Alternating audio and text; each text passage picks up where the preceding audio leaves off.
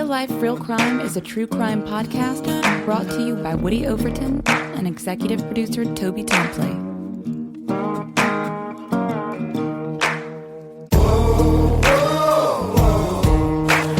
You have the right to remain silent.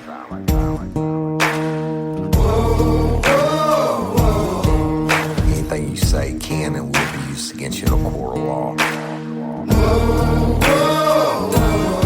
You have the right to an attorney prior to and during any questioning. You can't afford one, the court will appoint one for you. You understand your rights?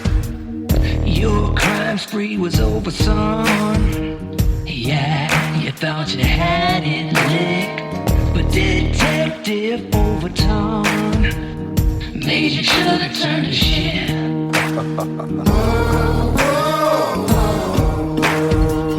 Get ready, you're gonna do time. Real life, real crime. Warning. This episode of Real Life, Real Crime, the podcast, may contain descriptions of acts of violence or that are of a sexual nature. It should be for people that are 18 years or older. Heed my warning, people. I do not get the facts of these cases off of the internet or from some television show. The facts we're retelling you were presented to us by the victims of the crimes or the perpetrators who committed the crimes against the victims. My description of the crime scenes are what I saw with my own two eyes. If you're going to get offended, please turn this podcast off now. Thank you. Hello, everybody, and I'm Woody Overton, your host of Real Life, Real Crime, the podcast. And today I'm going to be continuing the second part of what happened last week in Courtney Coco's case in court, where David Anthony Burns' lawyer had filed all these motions, and I told y'all he was able to finally get some of the facts of the case on the record. But before we start, thank you all for listening. I appreciate you. If you're a regular lifer, you're going to be hearing this Saturday morning on June 19th. That'd be the morning of the Krewe Bash. We're just a couple days away from it, y'all, and check and see if you still have tickets. I think there's still going to be a certain amount allotted before you can walk up at the door and buy them that night. Doors open at 7 o'clock.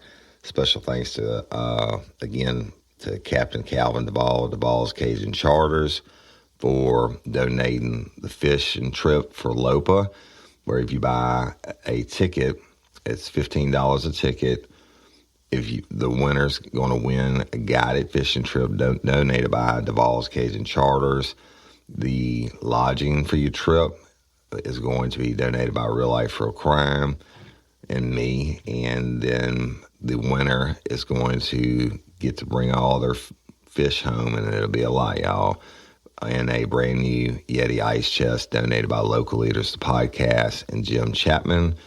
And the second place prize is donated by Miss Tiffany Sicard in Home Key Mortgage. It's another 125 quart Yeti ice chest, y'all. So you can still get those tickets all the way up until the time when you walk into the Krewe Bash that night. I'm going to sell them one more time at the door. And then at the end of my podcast, I'm going to present the check, or we're all going to get on stage and present the check to LOPA, Louisiana Organ Procurement Agency's representatives. So thank you so much. And thanks, Buddy's Barbecue, Denham Springs, Louisiana. Y'all got to try it out. If you live in Livingston Parish or surrounding areas, or y'all, he can even ship his food. And Mickey Watson, who's named Buddy's Barbecue after his deceased father, he's won all kinds of barbecue competitions and everything, and his food is legit. We got to try it all.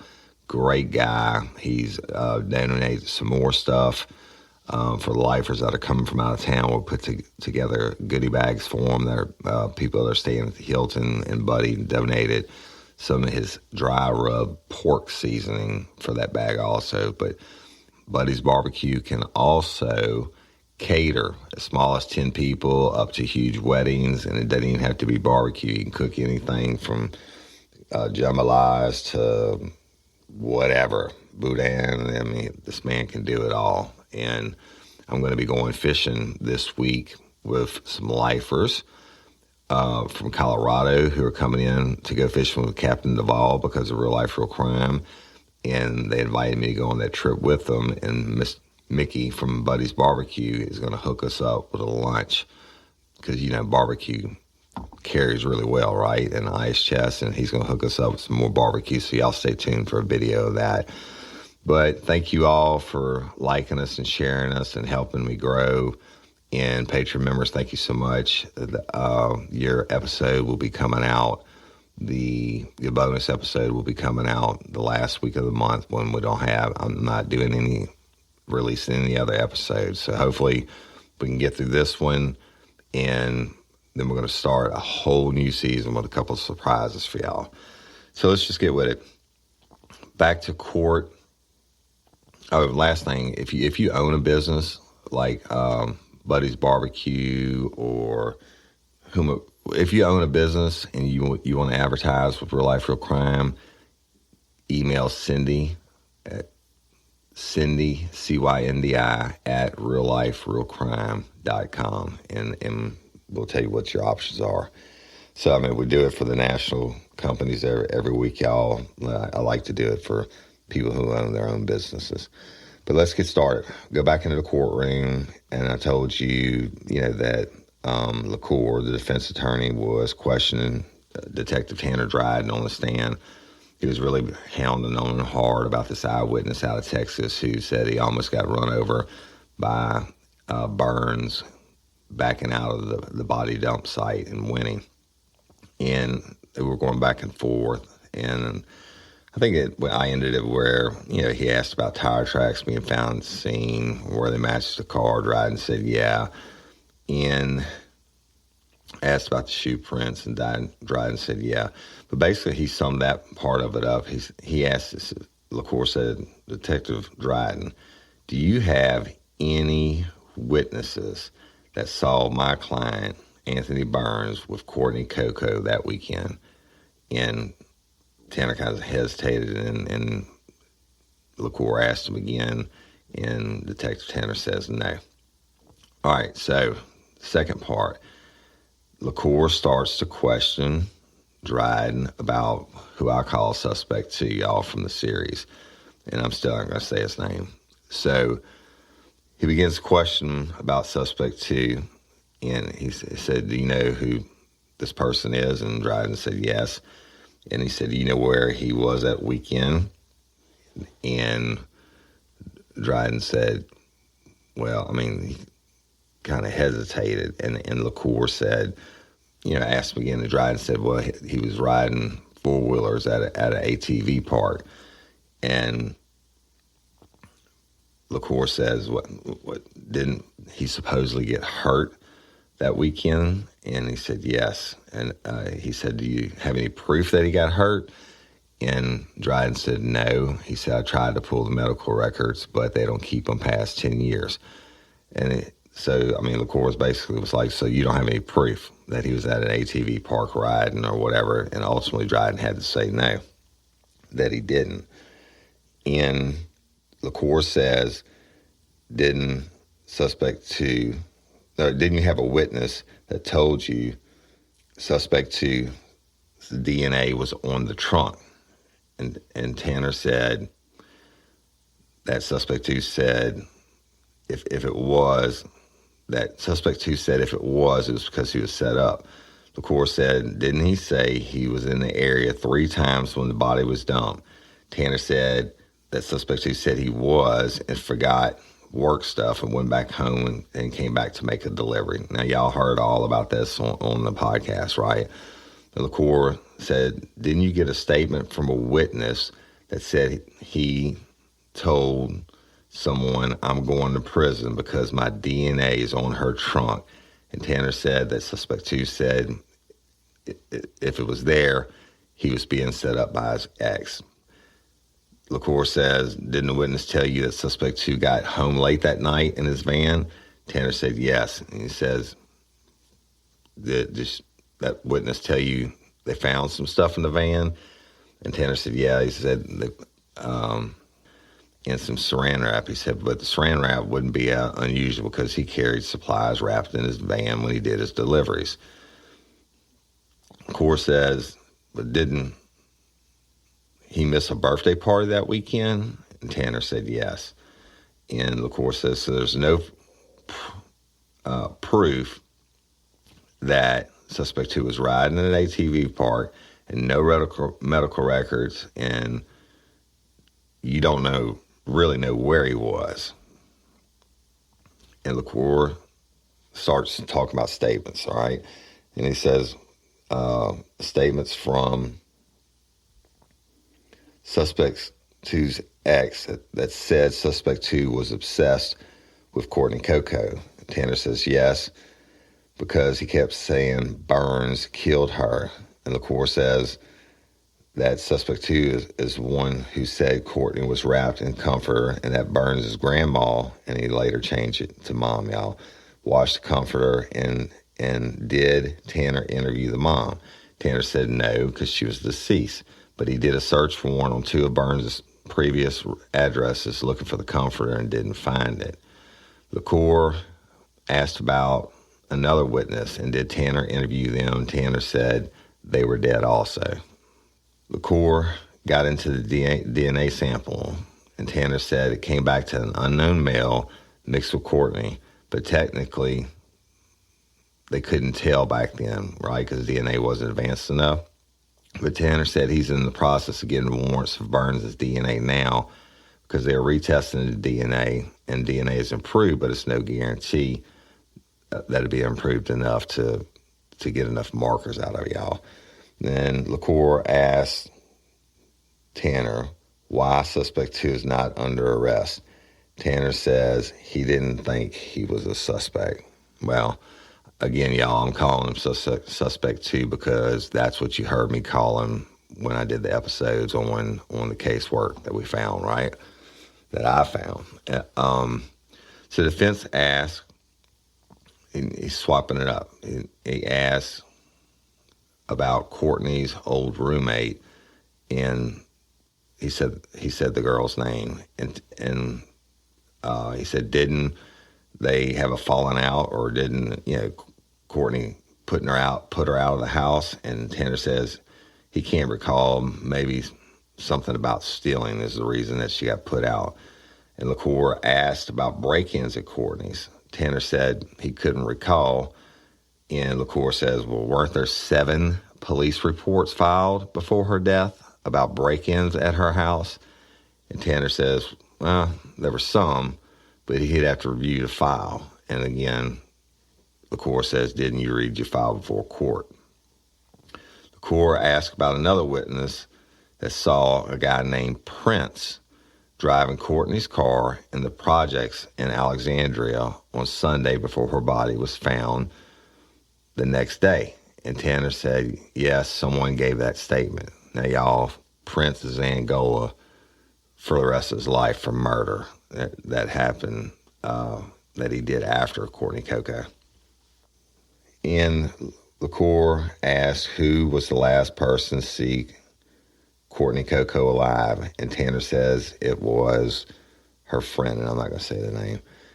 It says she was, and LaCour said, and she was the last person to use Courtney Coco's cell phone, and Tanner says yes, in Louisiana.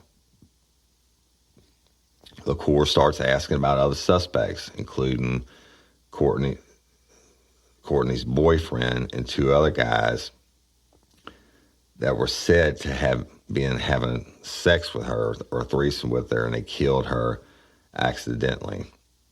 LaCour asked, wasn't it even said by someone that Courtney's sister was involved with Burns, and it was about theft of money?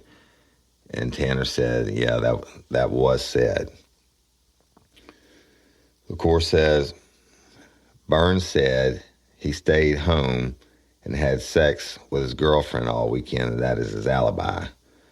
Tanner says that Friday night, the girlfriend says she and Burns had an argument, and he left and didn't return until late Sunday night or Monday morning. And y'all, this part of this is what y'all heard on the podcast. LaCour asked what makes you think that Courtney Coco was murdered in Louisiana? And says statements Burns made to people. Tanner says it was statements that Burns made to people, which included details that he smothered her with a pillow and wrapped her in a comforter and put it in the car, and that crime scene photos show the bedroom in disarray and the comforter was missing and a safe was broke into. And this was consistent with statements that Burns made to at least 3 others that he provided details to that weren't released to the public, and that he smothered her during a robbery and dumped her in Texas. The defense attorney, says the autopsy can't say why she was murdered, and a second autopsy said it was an overdose, and he asked Tanner why he thinks it's murder. Tanner talks about the severe decomposition of the body, and that the cause on the autopsy was listed as a possible asphyxiation. And the court says, what about the overdose? Talking about the second autopsy, y'all. Tanner couldn't answer about that, right? So the court says, you have no DNA or evidence that proved my client murdered Courtney Coco or dumped her. Tanner said, Burns' statements to others, given the Hey y'all, let me tell you about Gobble. All Gobble meal kits are pre-prepped. That means less work for you and less waste in your kitchen.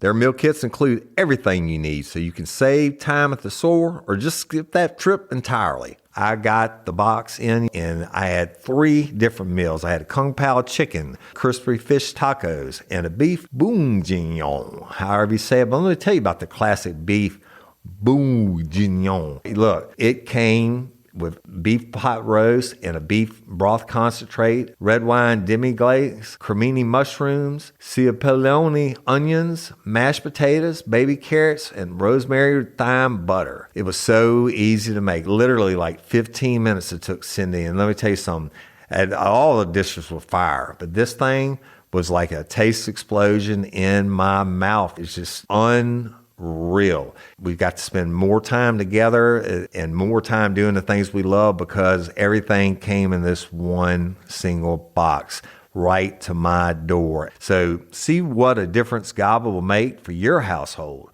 Right now, they're offering my listeners a fantastic limited time deal. You get $120 off across 4 boxes plus free shipping and free cookies. And let me tell you, those cookies, I ate one that was sin-baked and it was delicious. Go to gobble.com/reallife. That's GOBBLE.com/real-life for $120 off your first 4 boxes. This offer is not available on the home site, so don't miss out. This is genius. It's taste explosions in your mouth like you never had. Spark something uncommon this holiday with just the right gift from Uncommon Goods. The busy holiday season is here, and Uncommon Goods makes it less stressful with incredible hand-picked gifts for everyone on your list, all in one spot. Gifts that spark joy, wonder, delight, and that's exactly what I wanted feeling. Hey, y'all, I ordered a super cool piece. It's a candle with a sculpture of LSU's Tiger Stadium on top of it. And each officially licensed laser cut wooden replica features up to 4 layers of detail, creating a bird's eye view of a specific football field, seating section, and more. And every label includes your stadium's name, the team's logo, and school location. And it has a coconut, soy, vegan wax infused with sandalwood smell that creates tailgates and touchdown scent profile, reminiscent of game day. It's invigorating like fresh cut grass and nostalgic like smoke from a pre-game grill, and calming like the crisp autumn air of a new semester on campus. Y'all, I love it. I have it at the base of my TV, and I'm ready to watch the Tigers play on Saturday night, right? Uncommon Goods. Look, when you shop at Uncommon Goods, you're supporting artists and small independent businesses. And many of their handcrafted products are made in small batches. So shop now before they sell out this holiday season. Uncommon Goods looks for products that are high quality, unique, and often handmade or made in the U.S. They have the most meaningful out of the ordinary gifts anywhere. They even have gifts you can personalize. From holiday hosts and hostess gift to the coolest finds for kids to hits for everyone from the book lovers to diehard sports fans. Uncommon Goods has something for everyone, not the same old selections you can just find anywhere. And with every purchase you make at Uncommon Goods, they give $1 to a nonprofit partner of your choice. They've donated more than $3 million to date. So to get 15% off your next gift, go to uncommongoods.com/RLRC. That's uncommongoods.com/RLRC for 15% off. Don't miss out on this limited time offer. Uncommon Goods, we're all out of the ordinary. Details, and the defense says, but no physical evidence. Tanner says about the witness from Texas again that almost hit Burns in Courtney's car. And the defense says that doesn't prove he murdered her or that he even dumped a body. And LaCour asked about several other possible suspects, y'all, and scenarios, and if Tanner was aware of them. And he said that he was, okay? And finally, LaCour turns back over to Hugo Holland. I mean, he the whole time he was on doing with Tanner, he was very aggressive towards him, very just trying to get all the stuff out, other things on the record in front of the judge about all these other witnesses that said the different things and about suspect 2 being obsessed with her, and he was the one that was actually missing, and he said his DNA was going to be on the trunk of the car.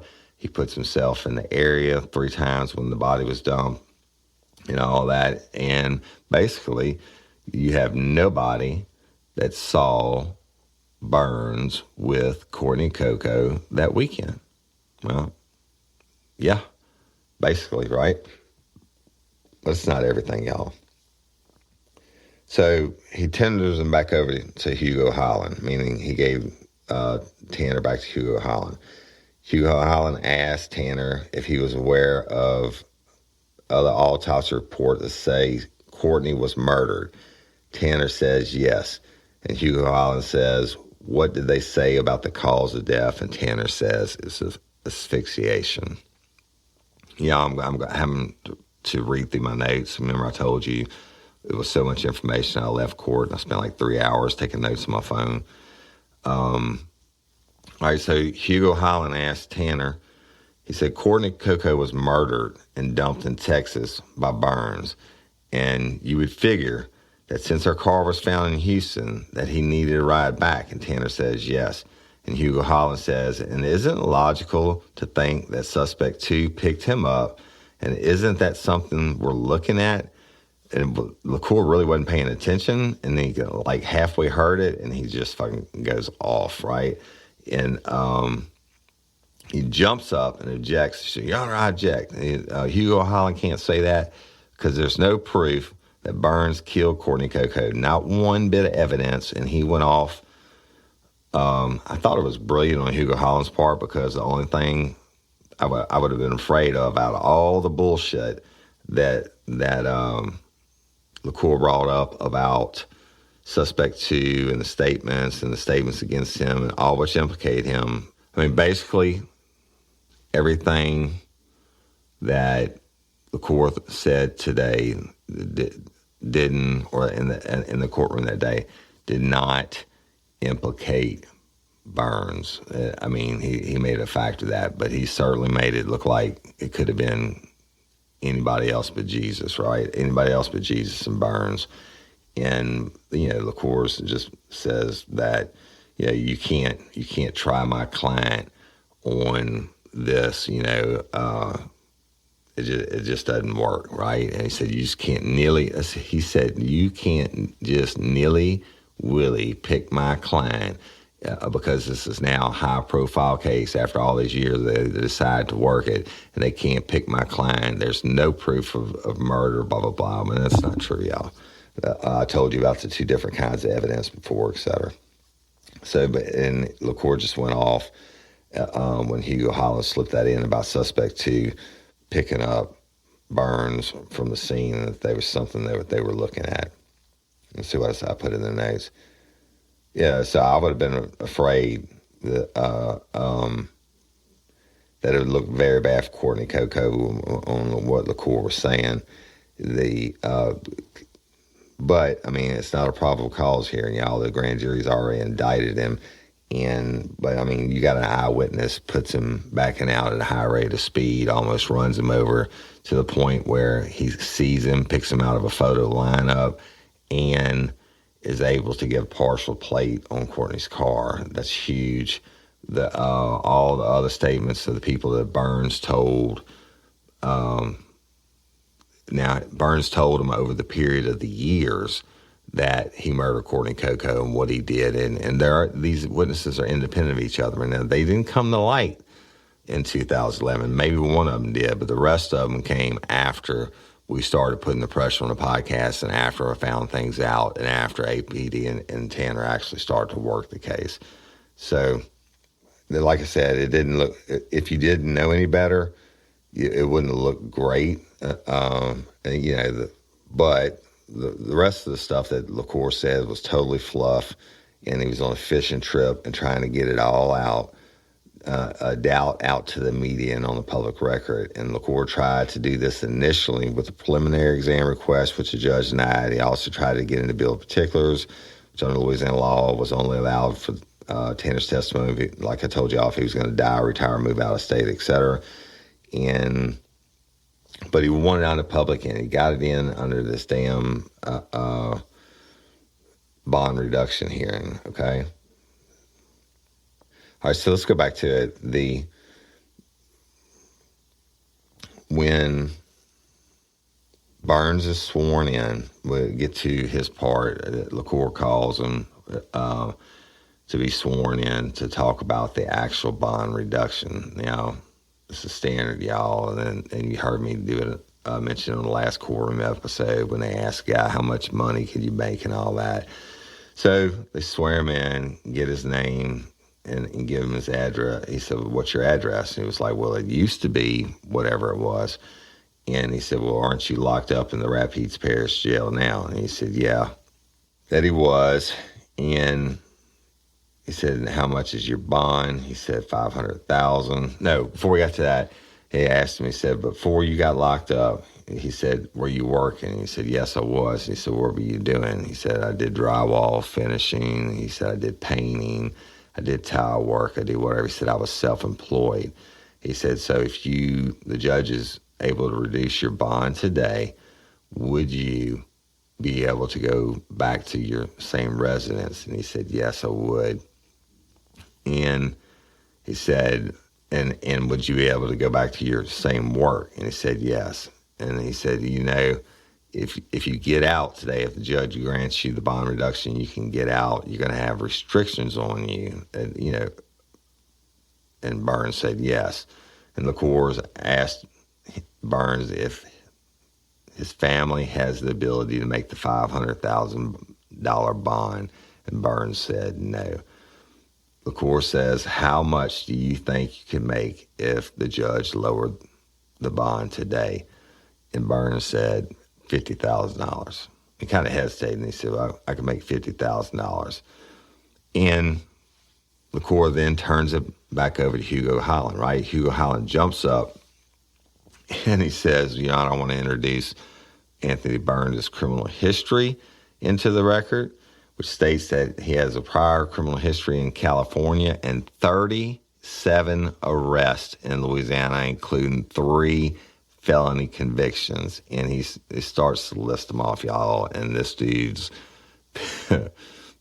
criminal history is long and distinguished. All right. So now the LaCour immediately jumps up and objects, says, Your Honor, yes, he has a prior history, but nothing in this case says he murdered Courtney Coco. He said, if this case hadn't become a high-profile case, Burns never would have been arrested, and that prosecutors did it because it became a high-profile case, and there is not one piece of evidence that says Burns murdered Courtney Coco. And LaCour says, I feel bad for the Coco family, and that I've personally lost a loved one or loved ones to violence. He said, but it doesn't give the prosecutors the right to go nilly-willy and arrest Burns because it became a high-profile case. And basically, LaCour saying the case is bullshit and it never would have been done if it hadn't caught the media attention from Real Life, Real Crime. He didn't say Real Life, Real Crime, though, y'all. I think they're saving that for trial. So then, that Hugo Hollins is harping on the criminal history, and rightfully so. It's a bond reduction. Now, when you do a bond reduction, y'all, the judge has to consider, first of all, they can take in consideration the facts of the case that they've heard. And then the other thing they're going to take in is if the bad guy or girl is still a threat to society. I mean, if they let them out on bond, first of all, are they going to show back up? And that's one of the questions that LaCour asked Burns, I forgot about to just now, is do you have a passport? And he naturally said no. And the judge has to decide, okay, if I lower this bond to where this guy can get out, he's saying he can make $50,000 bond. Now, y'all, that didn't mean they would have to pay the whole $50,000. He could have gone to a bondsman, and the average rate is like 12%, 10 to 12%. Let's say it's 10%. That means that his people would have had to put up $5,000, and he would have got out on bond. Now, Courtney Coco's murder trial is not going to happen probably for another year, so that's a long time. And the judge has to decide, well, if I let him out, is he going to be a threat to society?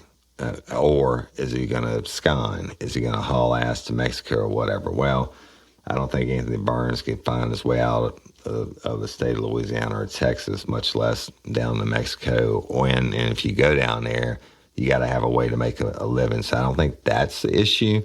I think the huge part of the issue is, though, if you let him out and he makes bond, now all these witnesses, y'all, for the first time, their names have been put on public record, okay? My mind's eye, if these are only witnesses you got, or you got 3 witnesses that I told, possibly 4, but 3 witnesses that I told I murdered somebody, and they're the only ones that could put me there other than, or in that situation, other than the guy I almost ran over. Well, think about that.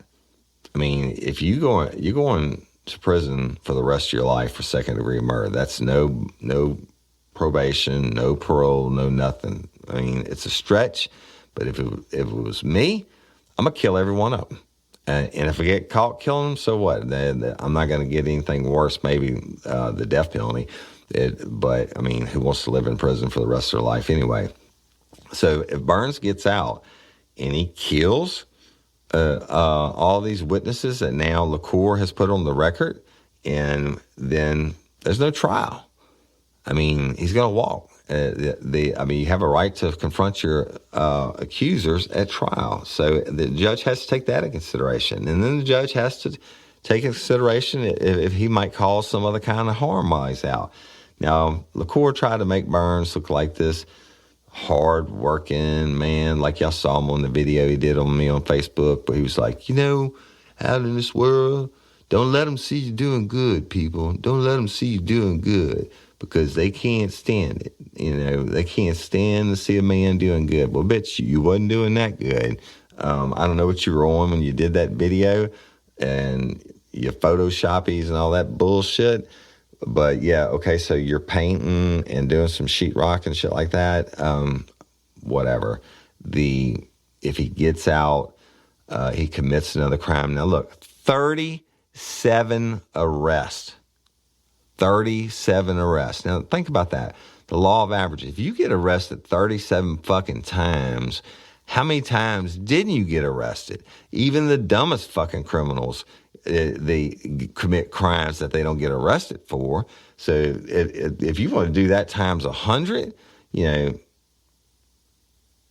3,700 crimes at a minimum. I mean, so every time you buy dope, that's a crime. Every time you sell dope, that's a crime. Every time you commit a burglary to support your dope habit. Every time you murder somebody, shit, that's all fucking, you hide evidence, whatever it may be. Those are all crimes that nobody ever knows about. And I'm speculating, and I think I have enough experience where I can speculate and be if he got arrested 37 times, that means they pled a whole bunch of them down to misdemeanors, and he's got 3 felony convictions, including, I think, one is a burglary, and I don't remember what they said the other ones are, y'all, but if you get arrested 37 times, they plead down, because that's where the justice system works. How many crimes did you commit that nobody knows about? And I promise you, it's a fucking bunch. So the judge has to take that into consideration. If he gets out, is he going to be this little choir boy and keep doing his little good work and, maybe coming after Woody Overton with his photoshopies and his civil attorney, whatever? I know the judge wouldn't consider that, but what is the likelihood that he's going to commit another crime? And I submit to you, it's pretty fucking high. I mean, that's anything from drug use all the way to murdering all these witnesses that now the Corps has put their name out there to God and everybody, and thrown up a bunch more stuff on the wall too. But remember, I told you, no way the prosecution tipped their hand. They had, Hugo Island said before, to the judge, he said, I don't want to sit here and have a mini trial this afternoon. That's what the grand jury was for. The Corps smart enough to get it in under the motion to reduce bond. He didn't get in everything, but the prosecution didn't have to put up shit other than Dryden had to answer the Corps' questions about all these other suspects and all this other stuff. I mean, but I can assure you, the prosecution has guns when it comes to trial. Now, let's talk about that. One of the most, first of all, the judge ruled no bond reduction for Anthony Burns, right? And said the grand jury indictment is the Hey, ladies, are you feeling overwhelmed by hormonal changes? Well, you're definitely not alone. There are more than 1,000 hormone disruptors living in our environment right now. It's in your food, your water, the air you breathe, the clothes you wear, your skincare products. They all mess with your hormones. Then there's the natural hormone changes your body goes through, premenopause, menopause. And while it's a natural process, it doesn't mean you have to suffer through it. The good news is you don't have to suffer through it anymore, because now you have Hormone Harmony, a formula made only with herbal ingredients that are shown to reduce hormonal symptoms in women of all ages. Hormone Harmony is not just a hormone supporting supplement, it's become a phenomenon. Women can't stop talking about it on social media. A bottle of Hormone Harmony is sold every 24 seconds. And the biggest benefit? Well, my wife says it makes her feel like her own self again. And that's what women mention over and over in the reviews. And there are over 30,000 reviews for Hormone Harmony. And for a limited time, you can get 15% off your entire first order at happymammoth.com. Just use code RLRC at checkout. That's happymammoth.com and use code RLRC for 15% off today. That's happymammoth.com and use code RLRC. What's the easiest choice you can make? Window instead of middle seat? Picking a vendor who sends a great gift basket? Outsourcing business tasks you hate? What about selling with Shopify? Whether you're selling a little or a lot, Shopify helps you do your thing, however you cha-ching. Shopify is the global commerce platform that helps you sell at every stage of your business. From the launch your online shop stage to the first real-life store stage, all the way to the did we just hit 1 million orders stage. Shopify's there to help you grow. Whether you're selling scented soap or offering outdoor outfits, Shopify helps you sell. Wherever and whatever you're selling, Shopify's got you covered. Sign up for a $1 per month trial period at shopify.com/try. Go to shopify.com/try now to grow your business, no matter what stage you're in. Shopify.com/try. Reason for it, and Burns' 37 arrests proves his tendency to commit crimes, and that she's not comfortable in reducing the bond, and that $500,000 is on par with other second-degree murder cases in Rapides. And second-degree murder is the most serious charge you can get, obviously, other than first, which is the death penalty.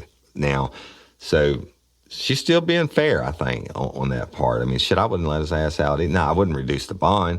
And let me tell you what happened one time. I had a case, and God, I'll never forget this, and we'll have to do it one day, where a guy comes in for a bond reduction here on a domestic violence case. I'm not going to say where it was. He comes in for the bond reduction here, and he was in for beating his wife, and the kids had testified in the CAC interview. I mean, it was pretty big, beating that he put on her. I mean, it was good felony charges, and they had like 3 kids, and the judge ends up reducing the bond. The dude had been in jail for like 8 months or something. The judge ends up reducing the bond down to where he can make bond. And guess what happened? He goes back to the jail. He's processed out. He went to now he had a no contact order. You remember the restraining order and protective order, or whatever you want to call them. And he had that as part of his bond. The judge told him, and you get out, you'd have no contact with the victim or the kids or whatever. And guess what, y'all? He got out, and he went over there that night, and he killed his ex and all 3 kids. All right? Now, what do you think that judge was feeling? And I know this judge. It's bad. It was bad shit. So the judge in this case, I mean, when she says, look, you got a grand jury indictment, and basically she was saying, I didn't get to hear everything that was presented to the grand jury. And LaCour, you got the case file, and you had enough time to find all these things that try to make your client look not guilty. But she knew she didn't hear everything. She didn't hear everything why Anthony Burns was under arrest and indicted by a jury of his peers on the grand jury for second-degree murder, Courtney Coco. Now, why didn't she hear it? LaCour got out everything he wanted the media to hear about all these other possible suspects and shit like that. He tried to make Tanner look bad, and I'm gonna give Tanner props. Tanner did well on the stand. I mean, he didn't get frazzled or anything else. Hugo Holland did extremely well on answering, but you could just tell that LaCour didn't bring up anything about why, besides the witness that he wanted to attack about that almost hit him. He didn't bring out the real meat, okay? And it's in the case file, all right? So the judge, tells him it's the most serious crime there is. $500,000 is on par with other cases that have been in this jurisdiction for second-degree murder for a bond. Now, y'all, everybody has a right to a bond unless it's, they're a threat to public or whatever, to a fair and reasonable bond. So that's what the judge is saying. This is reasonable and it's fair compared to the history of Rapides Parish and the other second-degree murder cases that we have. And that's it. And the criminal history, I mean, she's like 37 arrests. And I mean, fuck, that's a lot, y'all. That's the ones that he got arrested for. All right, so she denies the bond reduction, and rightfully so, in my opinion.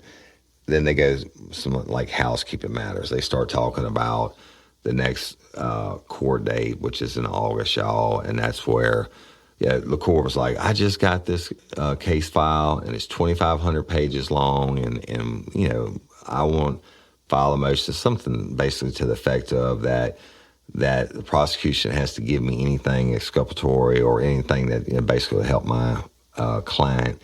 And Hugo Holland answered, said, Your Honor, I gave him 2,500 pages in case file. I gave him everything that we have, and if we get more, I'll be sure to give it to him. And the assistant public defender put something on the record. I don't remember exactly what it was, but basically I think he was hinting that maybe there was something that was supposed to be in the file that wasn't in the file. And Hugo just basically answered to Your Honor, said, Your Honor, if there's something like that, something we missed, we will make sure to get it to him. And this little young guy says, well, we're going to file a motion about it anyway or whatever. And Hugo Holland said, Your Honor, let him file it. We've given him everything that we have. And again, I will continue to do so if we get something else that comes in. But y'all, in my experience, the thicker the case file on that, and this was we know is at least 2,500 pages long. Now, that's not just the case file from the original stuff from Texas and stuff like that. This is going to be everything that Tanner's put together to get it to the grand jury and all that. And so that's a lot. But in my experience, the thicker the file, the stronger the case. Okay, and again, you better believe Hugo Holland. He didn't have to. He didn't have to break out his big guns. And this case is going to get a whole lot more interesting as we go along. Now, I say interesting. I shouldn't. I don't want to make light of it, y'all. I mean, it's Courtney Coco's murder case. She's been with us from the beginning.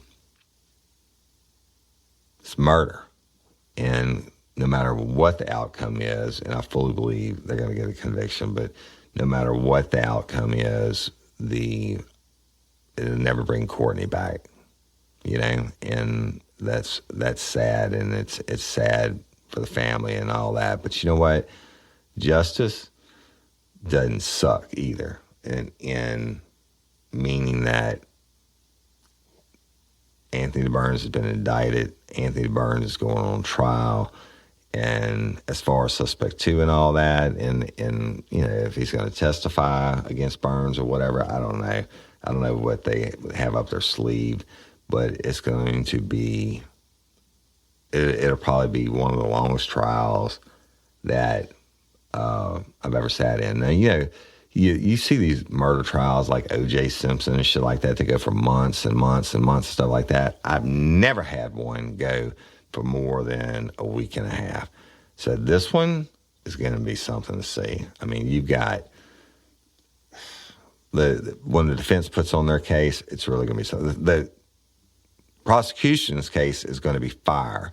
When the defense puts on their case or they get to cross-examine these witnesses that the prosecution puts up, it's going to be fire, and it's going to be a hell of a case. And I'm going to be there for every step of it, y'all. And I don't know. I just want y'all to know what the full going on. And I know I didn't get everything exactly right, but I want you to understand when you get this 30-second thing on the news that says, detective Dryden says, blah, blah, blah. And this is, the evidence. Well, it's a whole lot more that goes to it. This is a war, and there's strategy on both sides. And I just want justice for Courtney Coco. Period. So I don't know. And again, I'll be there, and thank you, Patreon supporters, for your contributions allow me to do this, and I will continue. We won't have another one until August, but I will continue to bring you the play-by-play behind the scenes from the courtroom, so you can hear everything that you don't hear on the news. And I know you lifers have supported Courtney in this case from the beginning, from when I first started doing the episodes and how bad the police work was, et cetera, and, melted down the Alexander Police Department lines and the district attorney's phone lines and all that. And, well, yeah, that's what LaCour is saying when it became a high-profile case. Well, let me back up. Hugo's answer to him saying you only started him because it's a high-profile case, Hugo said, listen, Your Honor, personally, we take offense to that. It's been almost 17 years to make the arrest. He said that,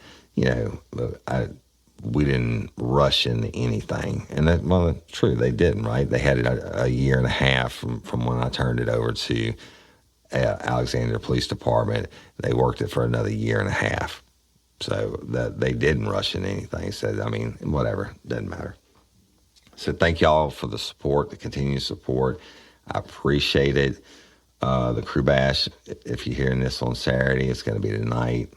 You ought to come on out. They said there's a little tropical storm coming. We don't give a fuck about that. And this is South Louisiana. We're going to have the party of all parties anyway. And thank you again to everybody. Happy's Irish Pub, the Hilton, Buddy's Barbecue, Home Key Mortgage, Captain Duvall's Cajun Charters, Jim Chapman, Local Leaders Podcast, and everybody else that's donated stuff, whether it's in the goodie bags for, that we gave to lifers that stayed at the Hilton, or Buddy's Barbecue, and it's making my stomach growl now, donating their rub and the lunch that I'm going to when I go fishing with these fans that are coming in the day before that Friday. So we're fishing on Thursday. But thank y'all. I appreciate you. And again, if you have a business and you want Real Life, Real Crime to promote you, hit us up. Email Cindy. Or I'm sorry, it's Cindy, Cyndi, at realliferealcrime.com. Miss Barbara Blunt's case. I totally forgot to mention it last week, y'all, because I was trying to get my thoughts straight on the case, and I apologize about that, but please continue to call in your tips. I have been talking with Sheriff Jason Ard. We are moving forward. I've been talking to the family members, and the only way Barbara Blunt's case is going to get solved is by the crowdsourcing technique. Y'all got to continue to call in your tips, your ideas, your suggestions. I love them all. It doesn't matter what they are. There's no wrong idea. Or, don't feel like, oh, well, Woody probably already knows about this, because there may be something I didn't know about. Call it in. Remain anonymous. I don't care. Want your name on it? That's great too. But we're going to start working it on, we've been working it obviously, but we're going to try a different approach on Don't Call It a Cold Case, Toby Tom Play and I's podcast, and it's going to start out covering Miss Barbara Blunt, but it's going to be totally different than what I'm doing now with the Big Show production, okay? So not ever giving up. Justice for Barbara Blunt, justice for Courtney Coco, and I don't know, it's just huge. Love all y'all. I appreciate you. Thank you for your support. Social media, it's at Real Life, Real Crime on Instagram, or at Overton Woody. On our crew page, the private Facebook page, Real Life, Real Crime, Friends, Fans, and Crew, you have to ask to be a part of it. It's a private group. Our Dream Team moderators, thank you, Dream Team moderators. They'll get you approved. And I think we're over 35,000 members or 36,000 members in there now. I have to look at it to see. But it's huge. And you can go there and share anything Real Life, Real Crime, or not real life, anything crime related, y'all. If you want to share something that's not crime related, we have a Real Life, Real Crime Lanyap page. Go there. It's also a private group. I think it has like 5,000 members. You can go in there and list anything that you have for sale, or videos, whatever you want to do that's not true crime related. And then I don't even know what our Twitter is, or Tweeter, or whatever it's called, but we have that too. But we have a lot of things that are coming up that are very exciting, and you're going to know about them real soon. And if you are listening from Portugal, if you were wondering, I'm looking at the map. If you're listening from Portugal, you're a listener from Portugal, and you want to be an organ donor, go to lopa.org and sign up. You don't have to be from the state of Louisiana, but certainly if you're in the state of Louisiana, go to lopa.org and sign up to be an organ donor. And y'all, there's a spot on there about how'd you hear about it. If you want to check Real Life, Real Crime, that's awesome. If not, that's fine too. All right. But the Be a Hero, Give the Gift of Life or Sight, and we are going to be presenting a big ass check to LOPA for the raffle tickets Saturday night at the Texas Club. It's second annual Krewe Bash. Y'all, if you didn't get to make it to this one, it was supposed to be the Krewe Bash I'm talking about. It was supposed to be in February. Got shut down because of COVID. We will automatically, we're going to come out and with a new date for the next Krewe Bash, which will be probably sometime in February, maybe the beginning of March. So if you didn't get to make it, we missed you. And but we're having the next one. We're going to go ahead and start planning it. And hopefully we'll get to see you there. And I love and appreciate each and every one of you. Yeah, if you get a chance, leave me a review on iTunes if it's not too much trouble. And I know I'm forgetting some stuff I'm supposed to say. Anyway, I'm Woody Overton, your host of Real Life, Real Crime, the podcast. Until next time or ever, don't let me catch you down on Murder Bayou. Peace.